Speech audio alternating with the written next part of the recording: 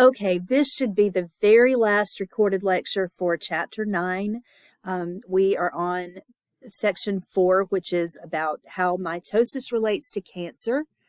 And we talked about the mutations in proto-oncogenes cause them to become oncogenes, which are cancer genes.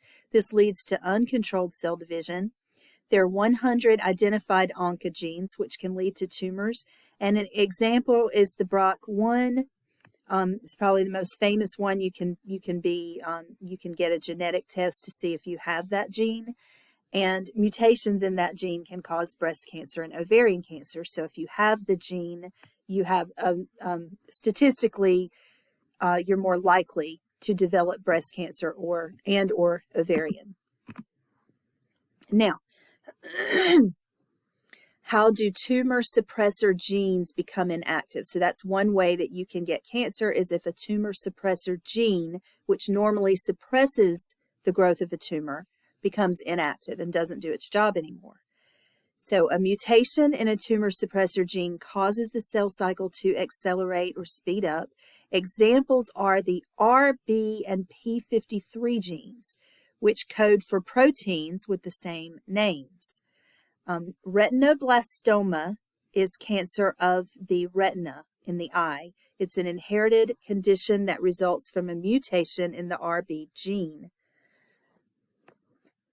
So the RB gene is a tumor suppressor gene. When it's mutated, it no longer will suppress the growth, and retinoblastoma will develop.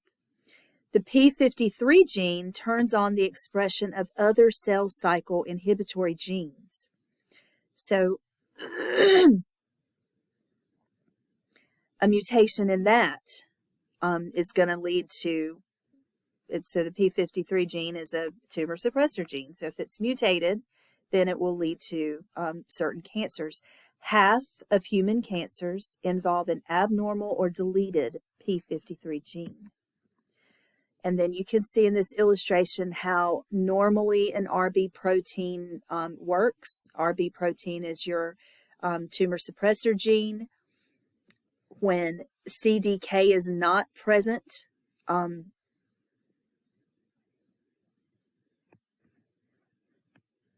E2F is not released from the RB protein, and that's what's E2F has to be released in order for the RB protein to work, to do its job. When CDK is present, it phosphorylates the RB protein, and that leads to E2F being released. E2F binds to DNA and releases cell cycle proteins so that the cell cycle will continue.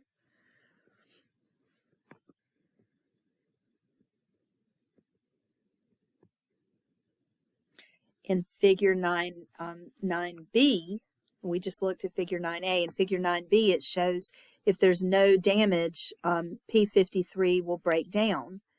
But if there is DNA damage, P53 is phosphorylated, and it binds to the DNA and it stimulates DNA repair proteins. But if the repair proteins don't repair the damage in the DNA, then apoptosis will occur. Of course, if P53 is mutated, it doesn't do this. So this is what happens with normal RB protein and normal P53. But when they are damaged, then they don't regulate the cell cycle in that way, and the cell cycle will be allowed to continue in cancerous cells. Okay, so other causes of cancer. Chromosomes normally have special material at each end. The ends of these chromosomes are called telomeres. Telomerase is an enzyme that maintains the length of telomeres. But if there are mutations in telomerase, the telomeres will continue to lengthen, and that can allow cancerous cells to continually divide. That's another way that cancer can develop. Mutations in the telomerase, the enzyme that maintains the length of chromosomes.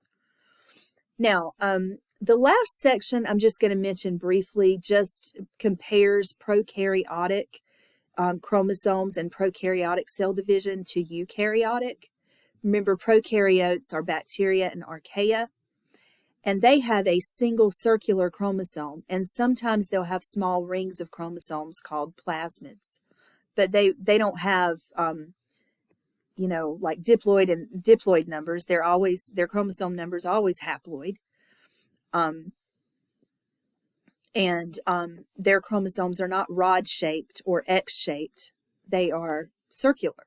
So the chromosome is folded up the single circular chromosome is folded up in an area called the nucleoid region. And the way that a prokaryotic cell divides is not mitosis. It's called binary fission, which is splitting in two.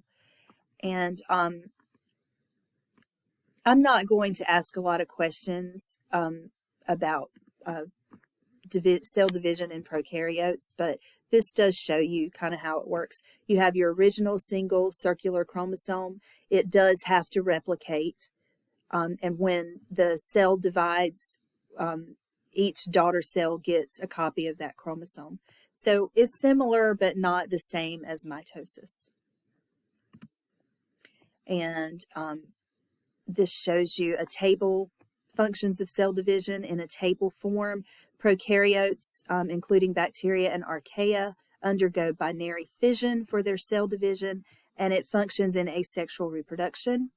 Eukaryotes, like protists and some yeast, which are fungi, will divide by mitosis and cytokinesis, and that's their form of asexual reproduction, which is basically cloning. And then, and binary fission is also cloning of prokaryotes. But then the other use of mitosis and cytokinesis in fungi, plants, and animals is for development, growth, and repair.